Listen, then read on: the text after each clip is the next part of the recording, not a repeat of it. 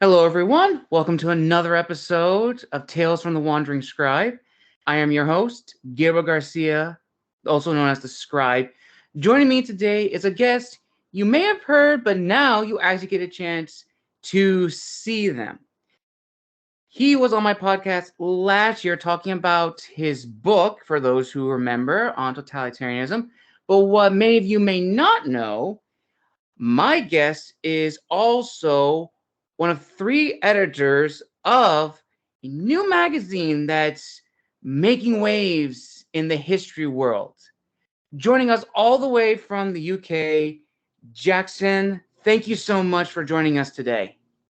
No worries. Thank you for having me back on again, Gabriel. It's really nice to be back onto the podcast and talking about another one of my ventures. Definitely.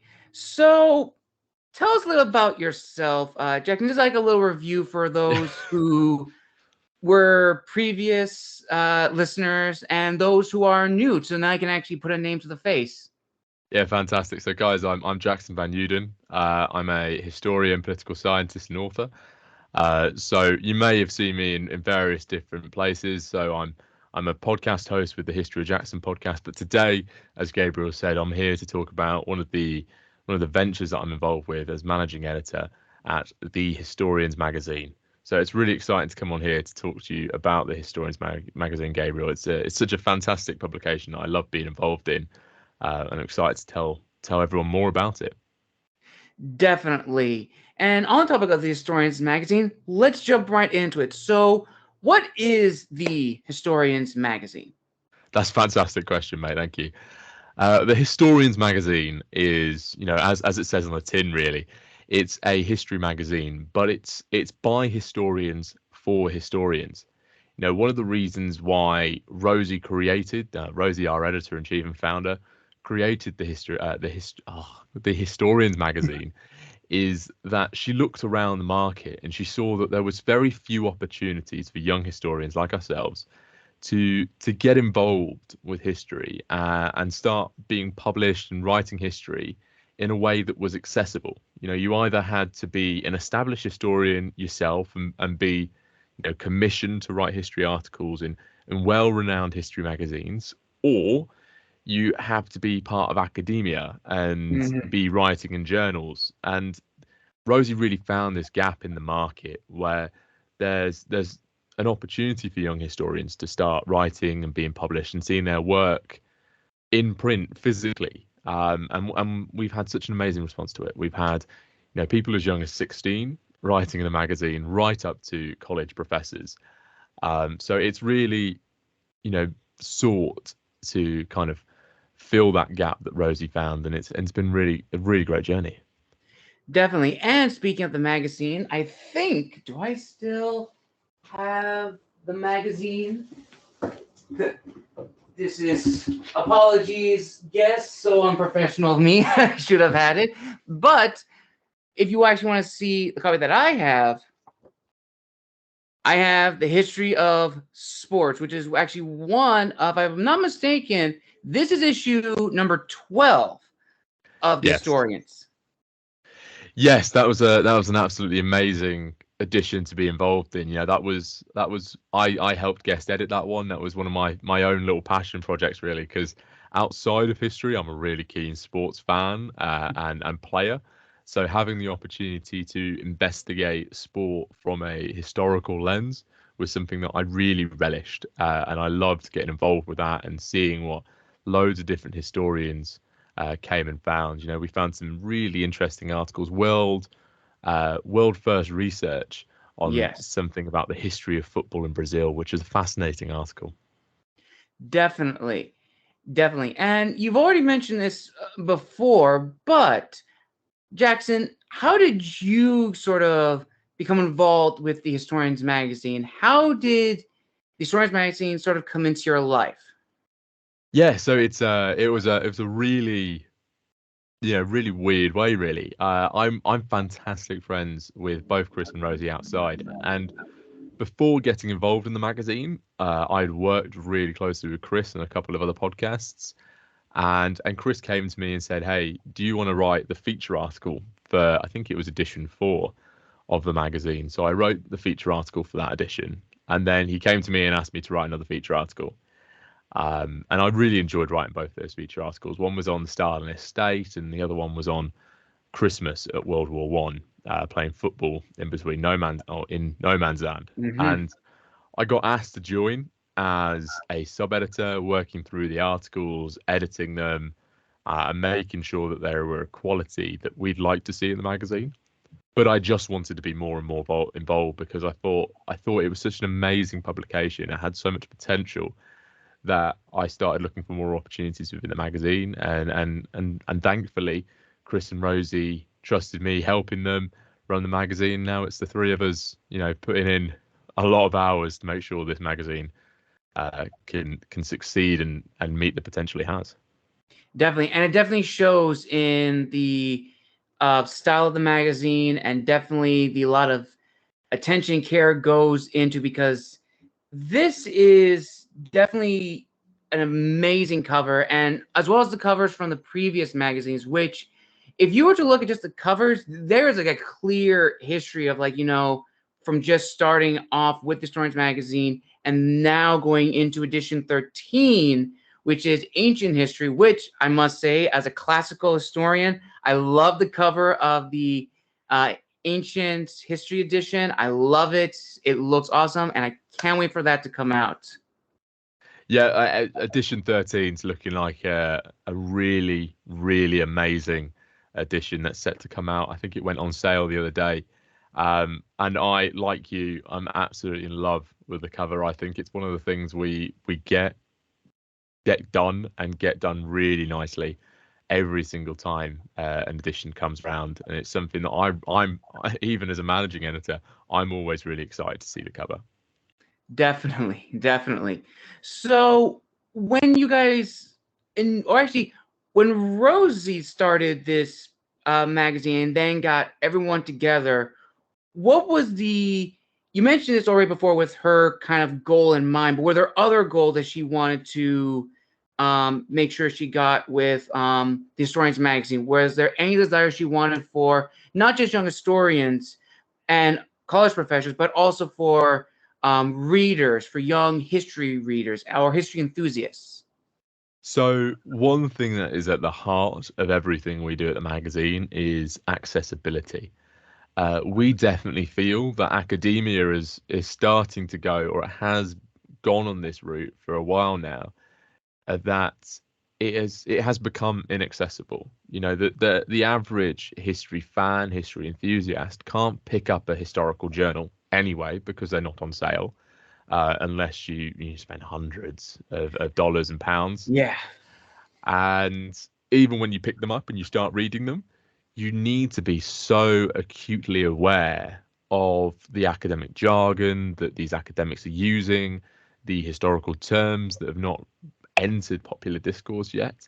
And they're just so inaccessible that when you're reading them, I mean, even myself, I've been so deeply ingrained in academia, you're reading them and sometimes you look at them and you go, I can't tell you what they've said on that entire page. It looks interesting. There's so many footnotes, but I don't know what they're on about.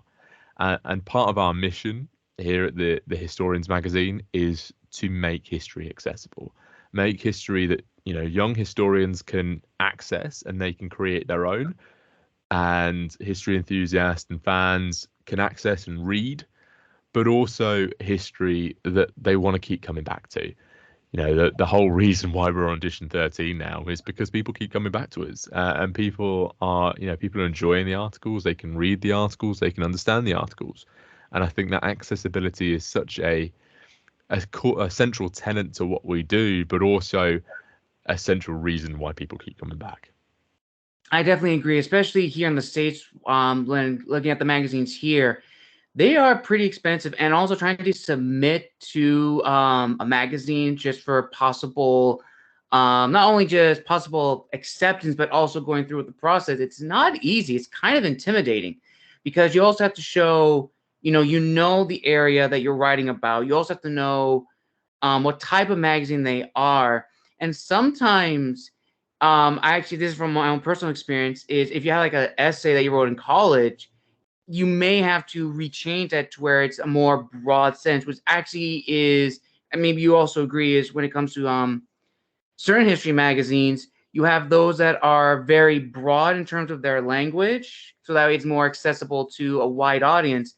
But then you have those that are really academic, really specific, and the jargon's so centralized either for a specific subset of history that someone who does not know that field is going to get lost. So yeah, as you say, it's accessibility is important, but also being able to get your message across for the young audience and future patrons to keep supporting it, because it's them who keep supporting the magazine. Without them, there's really nothing.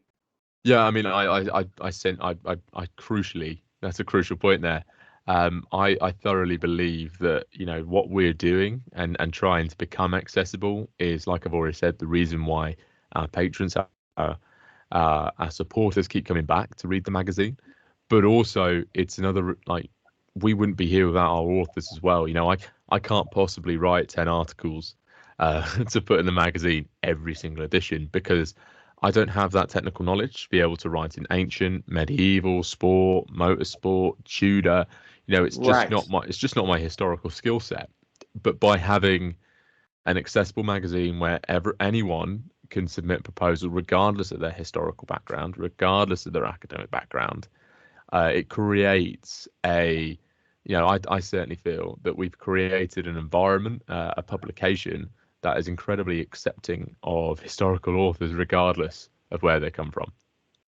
Definitely. I 100% agree.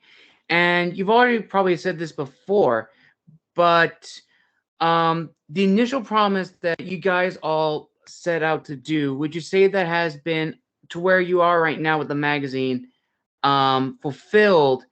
And do you feel that the content you're creating is going to not only inspire people to probably pursue history, but also maybe have them look at history in a different perspective, as opposed to reading, let's say, an academic journal or a, let's say, a market magazine you would get from, like, in here in the States, you have like different companies that make different magazines for different histories.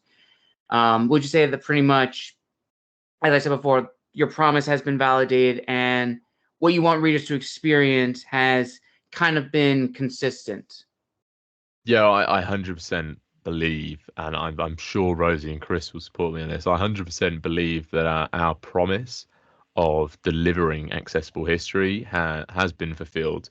We still maintain a free to read online copy of the magazine. That central idea of accessibility, we completely understand. Times are tough, particularly here in the UK. And we're aware that not everyone can buy the magazine, not everyone can support the magazine financially, but there are still accessible opportunities for people to access the history we create. The magazine is always and will always be free to read online. And that's a great way for people to get involved, great way for people to access some of this history, which, ordinarily academics, it's forced to be kept behind a paywall. And by keeping our main content, away from a paywall, it's increased that accessibility. So I certainly believe we have fulfilled that promise. Definitely. And also kind of reminds me of, I don't know if you may be also familiar with the online history Wikipedia, Ancient Civilizations. I think that maybe is the name or some other title, but it's very similar to almost what you guys are doing for the Historians magazine. They are a free Wikipedia-like site, which is all about history. And they're constantly looking for writers for ancient Rome, ancient Greece, ancient India, ancient China. And it's huge. And they've gotten so well known. They've actually been able to get, contracts and a lot of publicity from a lot of schools and universities. Well, And that's a fantastic point you make there. Talking about contracts and so on. right. one of the major success stories of the Historians magazine is we've had several of our authors be offered book contracts with publishing Woo! companies. So, keeping that accessibility and making this community and making this possible career accessible to people who never would have thought that it was accessible for them has seen us fulfill that promise, and it's been fantastic seeing some of our authors go from writing, very small articles up to writing a feature article and then being offered book contracts. It's incredibly rewarding as someone working with Chris and Rosie on this magazine, seeing these authors achieve success, not just in the magazine but outside as well. Definitely. And also, speaking of the magazine, as you said about, the contracts with also your authors, do you remember, or does Rosie remember, like the very first like positive feedback for like the very first edition of the Historians magazine? Because either if you're like a magazine founder or just an author in general, or just someone else, or just anything, feedback on a project that you literally put your blood, sweat, and tears in is a huge boost to your self-esteem, because that kind of gives you a sense that you found a group that really likes what you're producing, especially for an independent magazine in the world of history, when there's a lot of options from a consumer's perspective, a lot of options to choose from. Well, Rosie started this magazine on her own, and she did the first edition, pretty much all by herself. And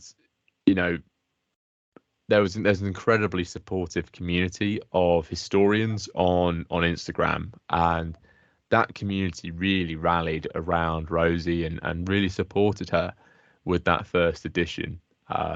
Several of those historians wrote in that magazine. A few of those historians were part of the first team. As Chris always says, Chris was part of the magazine from day 2, from edition 2. And Chris was an incredibly supportive member of the community on that first edition. And, now he's working alongside myself and Rosie, running this magazine. So, yeah, definitely, I think people have been incredibly supportive of not just the magazine, but with everyone who works in it as ourselves as well. I mean, Rosie's had some fantastic support, and this being a female-founded, female-run, independent history publication, it's when you stand back as someone who's looking at it and running it, you can't help but marvel at the success that Rosie has had with this magazine.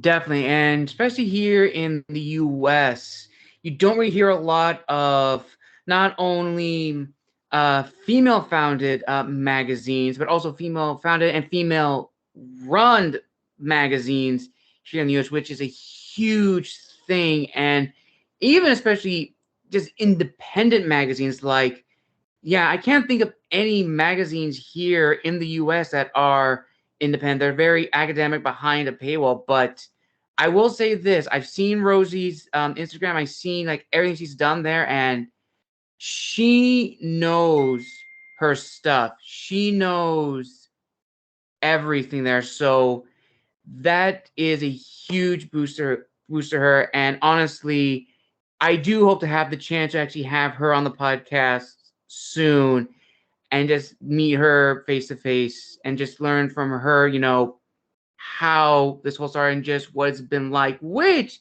kind of leads me to another probably big question is for you, Jackson.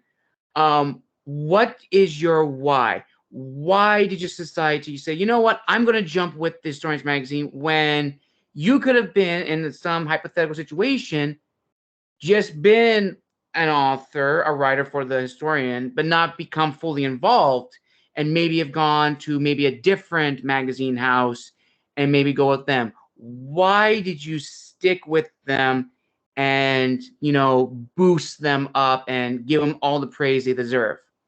So, part of a big draw for me when I joined the Historians magazine is firstly, personal connections. I was asked by Chris to work and write some pieces for the magazine, and I've worked incredibly closely with Chris for the past nearly 2 years now, and I've always, respected Chris really highly, and worked incredibly well with Chris.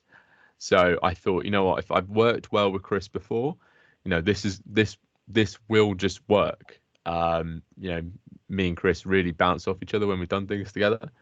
And I didn't really know Rosie beforehand at all. I'd only had a small amount of interaction with her. But then, when I was in the machine per se, I just really enjoyed it, and I enjoyed working with the people within the magazine and seeing where it could go. But a massive point for me outside personal relationships was that, and it's a big reason why I'm still here, is I firmly believe that this magazine has the legs. I firmly believe that this magazine has an incredible amount of potential, and that it can disrupt, and it will disrupt, the history publication market. We are offering things that I don't think any other publication on the market, certainly here in the UK, is offering. And I think I want to be involved. Actually, no, I know I want to be involved in that journey, and I know that this magazine has the potential to change the way people see history and change the way that people interact with history. Because when you're spending 8, 12, 15 pound on a magazine and you're not entirely understanding all the content, why are you buying it? But if you can spend the money that you spend on the Historians magazine and you can understand every single article, I think that's a massive change in the market, and a massive change in the way that people can digest and access history.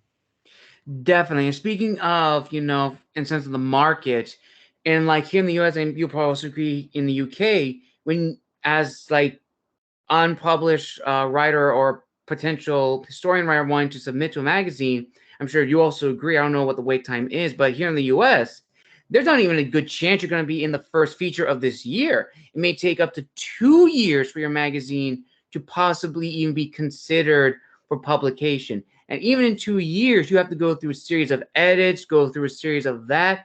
And even by then, you may not even get published. You may put all that work into it for nothing. Whereas for the Historians magazine, and this is also coming from personal experience, writing for the 12th edition was quite a phenomenal feat, because it was the first time I've ever been published in a magazine at all. And I remember hyping that so much on my social media, and I got like 5 copies, and I sent some to my family. They were incredibly proud. And I also think, and I think you agree with this too, Jackson, that the magazine is more than just a magazine.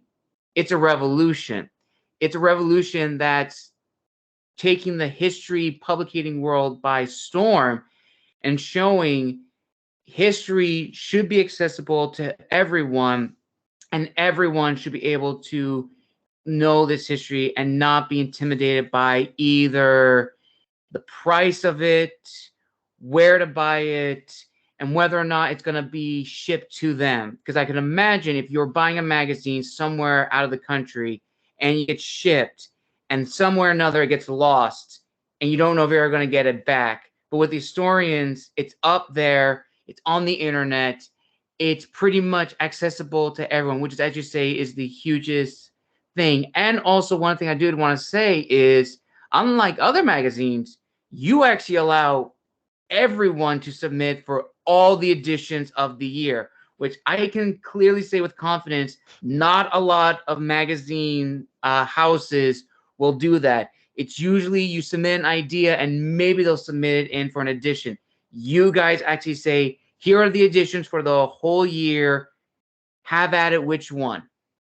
Yeah, it's we used to do it edition by edition, and I think the way we've done this year by announcing all our editions for the year has it's been a fantastic way of doing it. We get to see people's submissions for our upcoming editions way in advance, but also with opening our submissions to everyone, we have, we have bloody long meetings going through the proposals, and we have some amazing proposals, and it's such a difficult job every time it comes around to us commissioning articles because, unfortunately, we have to leave some stellar pieces on the table because we can't fit everything in. But Yeah.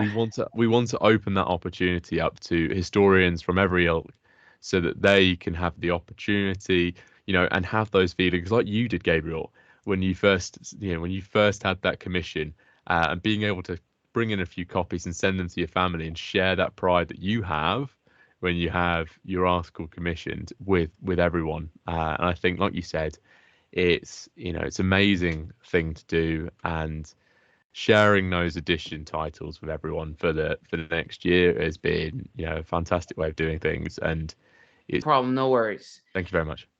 But I guess I also say maybe I'm kind of twisting away is actually almost one I talk about from the self-published side.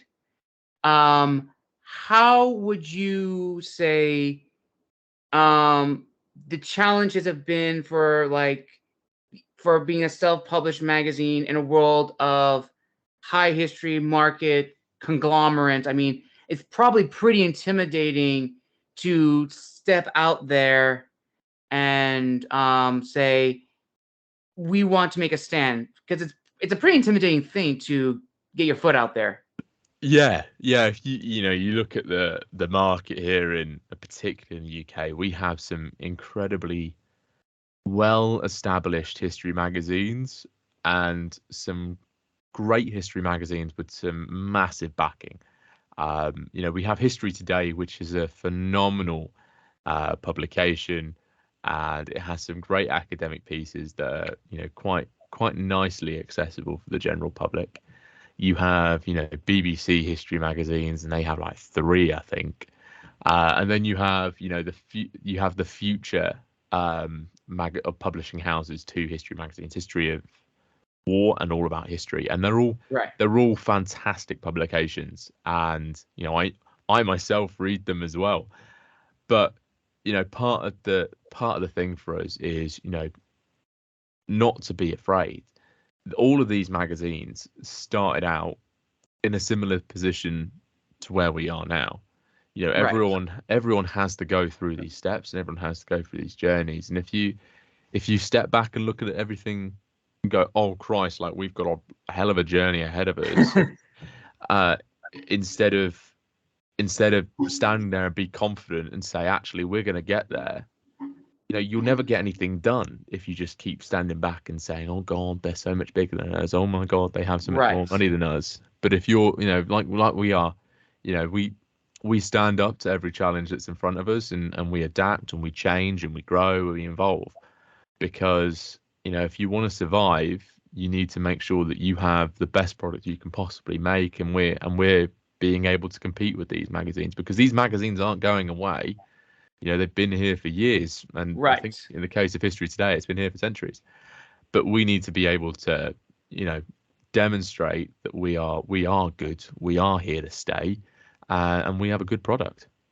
Definitely. And speaking of the product and sort of establishing yourself, how do you guys come up with the different themes? How does that all come about?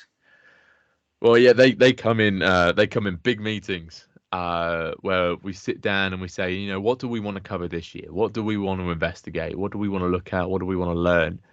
And then we also have to stand back and go, all right, what have we already covered? And we tend to have these, myself, Chris, and Rosie will sit down for. Sorry, that was my air freshener. We sit down for probably anywhere between an hour and 3. Sometimes we've been on the phone for about 4 or 5 hours, just chatting about what are these editions going to look like, what do we want to have covered in these editions. One of the big things for me is I really push sport. As I said earlier, I'm a big sports player, a big sports fan, and I really wanted sports history in there. I thought it could be a really interesting topic, and it really was. It was a great edition. And then next edition edition 14 after Ancient is Medieval. And Chris has been a huge proponent behind pushing that one and wanting certain topics within that magazine. And then upcoming, I think it's edition 15, maybe edition 15, we have Motorsport come in. And Rosie's been a massive driver behind pushing the Motorsport edition, owing to, you know, her work at Brooklands Museum and, you know, her own personal passion and desire to want to get that edition up and off the ground. Nice. That's actually very cool. It's like all the editions for this year are like really fascinating, and it kind of allows you to explore different topics. And I know we talked about the other magazines, the traditional magazines, the big ones, but what would you say, what magazines have sort of like challenged you guys, like saying, what can we do better possibly than them, or maybe tackle on the same topic? Like what magazines sort of challenge you guys to like in a sense push yourself to be the best versions that you can be, in a sense of like an author who looks to like an author that they've always admired to push them to be the best they can be? I mean, we really look at the whole market. I mean, even on my shelf here, I've got some history today. I've got some all about history. I've got some history of war. You know, we look at the whole market and see, you know, what are we doing well, and what are they doing that we, you know, we should look at trying to put our own spin on. We should look at doing our own things. You know, these are magazines. Everything that's being done in a magazine is a tale as old as time. You know, we're not ripping off anything. We're just looking at ways of what we can do and how we can fix that to our own brand and our own way of doing things. But also, what I think we also do nicely is that we look around the magazine market as well. One magazine that I particularly like the look of really is Standard magazine, which is a really nice coffee magazine. And I really like the look and the way they market that magazine. And it definitely has me thinking about ways that we could transfer some of what they're doing into what we're doing. But also, I think a crucial point to what we have is that we're young. You know, Right. like most of us in the team are in our 20s, and some of us in the team are in our teens. And that gives us a really nice edge. You know, whilst we're not experienced, we haven't got 20, 30, 40 years in the game, Right. we're at the end of the market where we know what people are trying to do to target us, and we know what we like as an audience. And you know, if our generation doesn't like something in the way that's marketed to us, we at the magazine won't do it, Right. because our generation is our audience.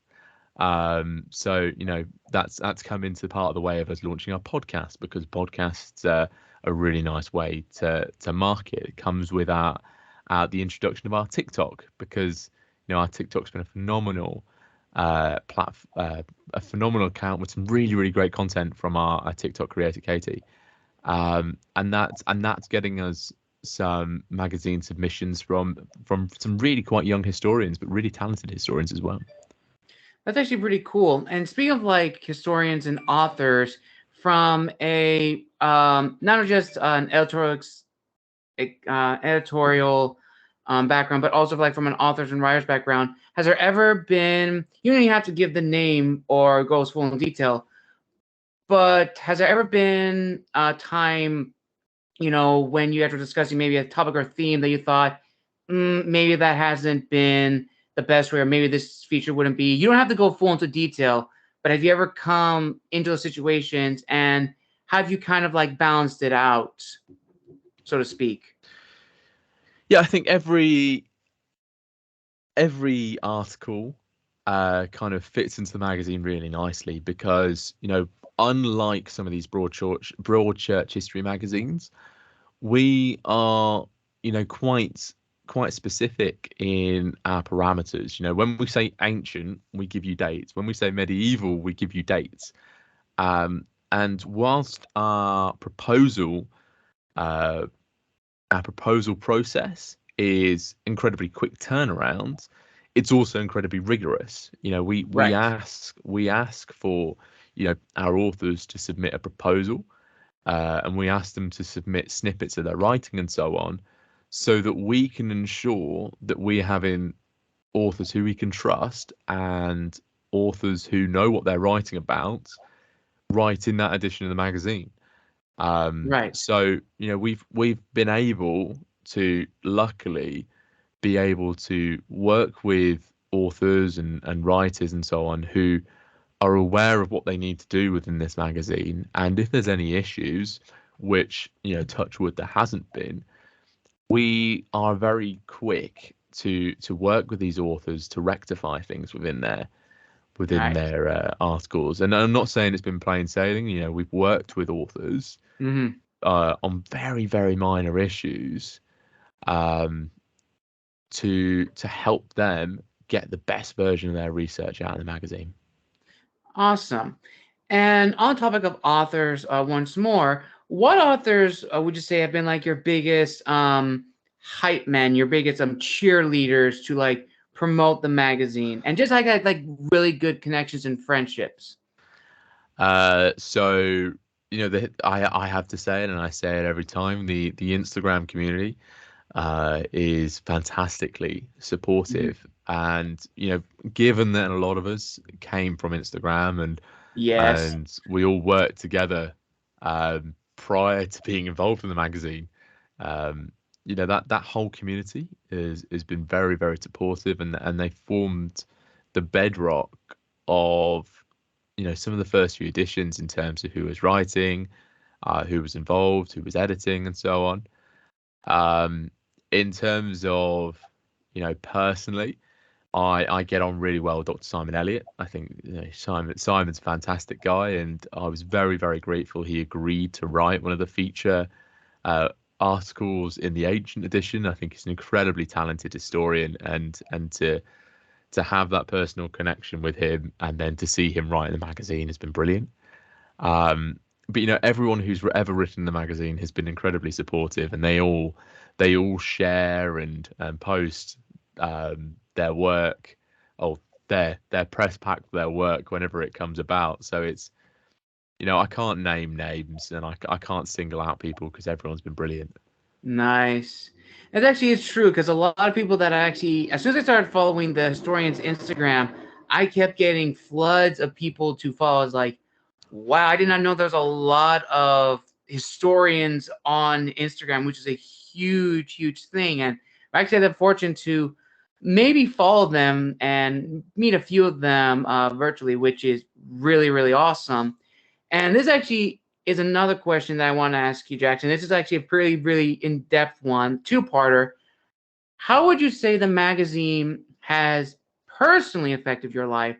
And have you ever imagined what your life may have been different or altered if you may not have, let's say, joined the Historians magazine, or if the Historians magazine never came to fruition?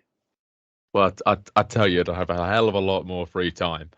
Uh, yeah, I mean, it's basically, for me, it's basically a full-time job outside of my education and my work. So I put full-time hours into this during the week. There's a reason why I'm on this phone call with you at 7:45 UK time, because I'm incredibly passionate about this. I want to see it succeed. I know it can succeed. Personally as well, this magazine gave me my first foray into publishing. You know, Same here. my one of my first pieces was published, or my first piece was published in the magazine, and my second, my third, my fourth. And I will probably continue to write in it until Rosie tells me you shouldn't write it anymore. um, but yeah, I think it's personally as well. It's also opened a lot of doors for me. I wouldn't have had some of the opportunities that I've had in my personal life, in my education, without being involved in the magazine. Um, and I wouldn't have met the people, or be as close with some people as I am without the magazine. I was already incredibly close with Chris, but working with Chris on the magazine has made us, so much more closer, to a point where working on the sports edition, Right. my girlfriend actually said to me, "You speak to Chris more than you speak to me at the moment," um, which was that kind of symbolizes the relationship that me and Chris have, and with Rosie, I'm incredibly close with Rosie as well. I can text and talk to Rosie whenever about anything. These conversations with Chris and Rosie don't need to just be about the magazine. And then I've had the fortunate opportunity to talk and meet so many great historians and be invited to conversations and so on with people that I'd never thought I would. It's given me a foot in the door and given the magazine a foot in the door at so many places. It's unbelievable, and I can't wait to see it grow and see where it takes us.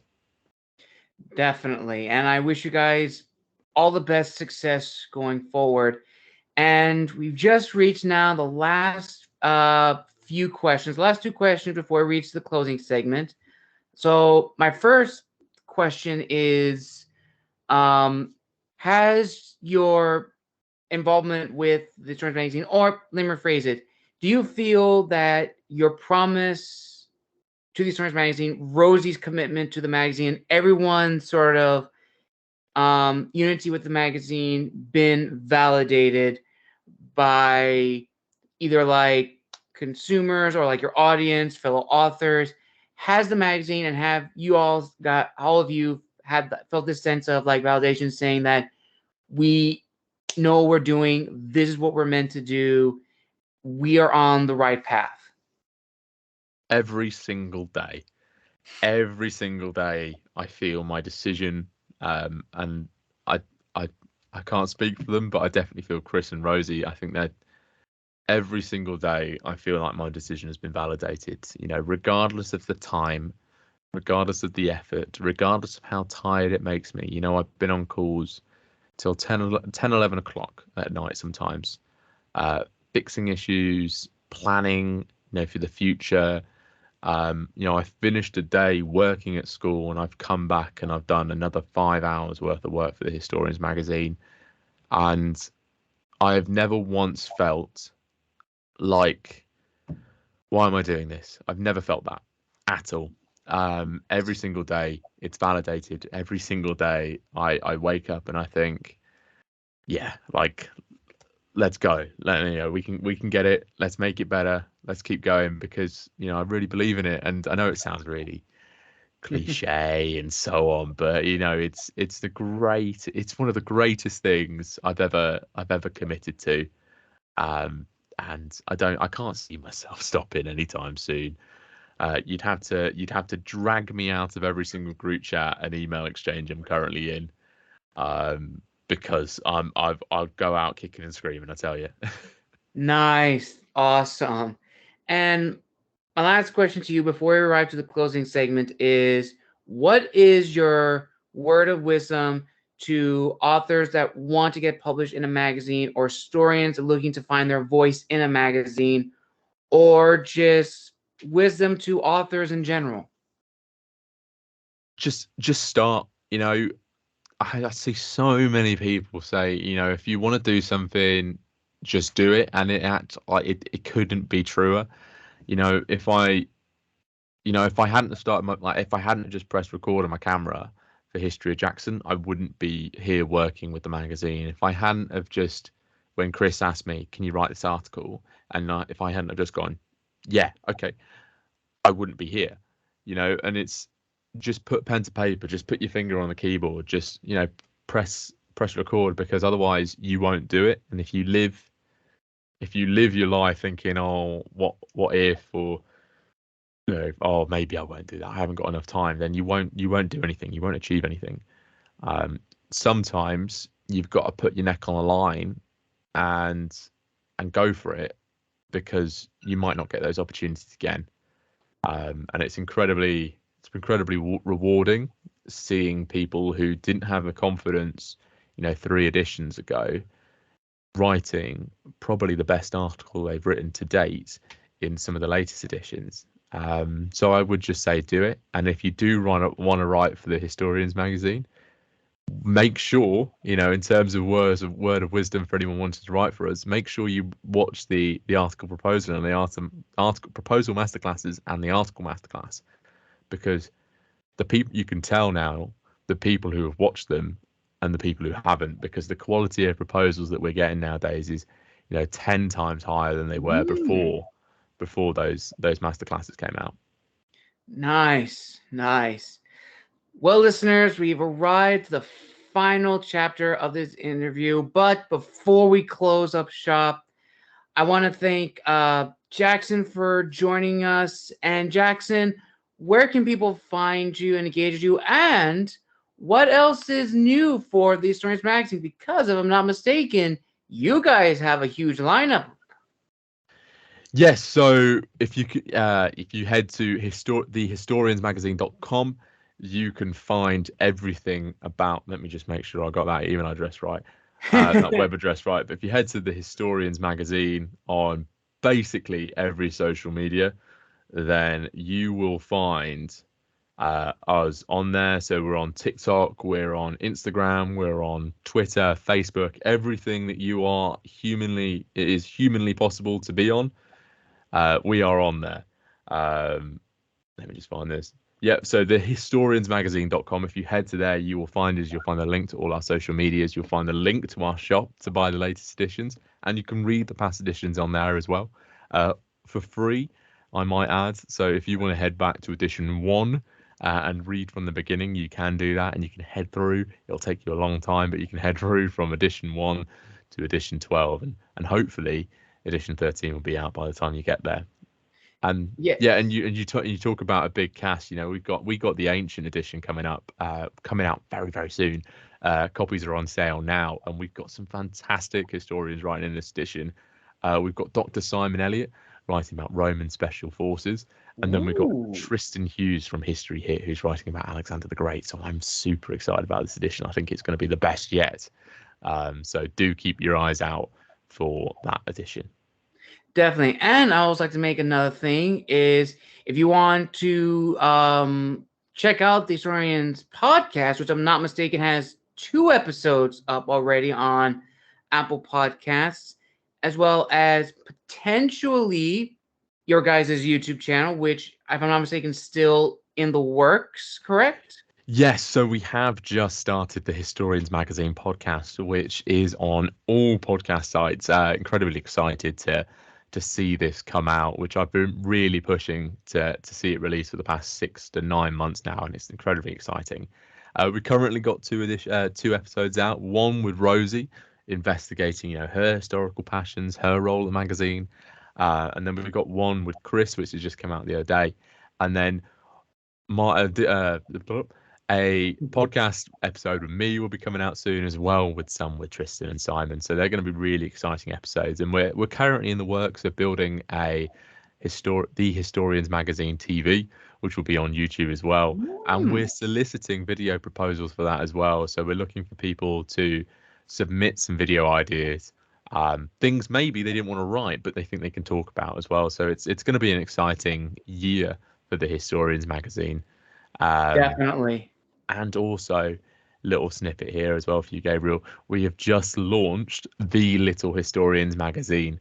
Yes, I was just about to talk about that. Which is an incredibly exciting publication. We think that it's got incredible potential, and to get young kids, especially with a drive in this country. There's a massive drive in this country for STEM subjects. Trying to get young kids interested in history in the way that we were.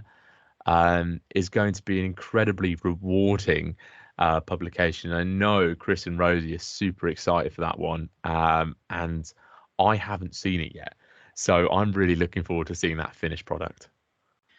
Awesome. Well, listeners, you heard it first. The Historians Magazine is starting a huge thing, from their podcast to their own YouTube channel to the newest editions and their Little Historians thing. It is incredible. They have a huge lineup. So again, as Jackson said, and as I said, go to the Historians website. I will link their website below so you can submit video proposals, as well as article proposals.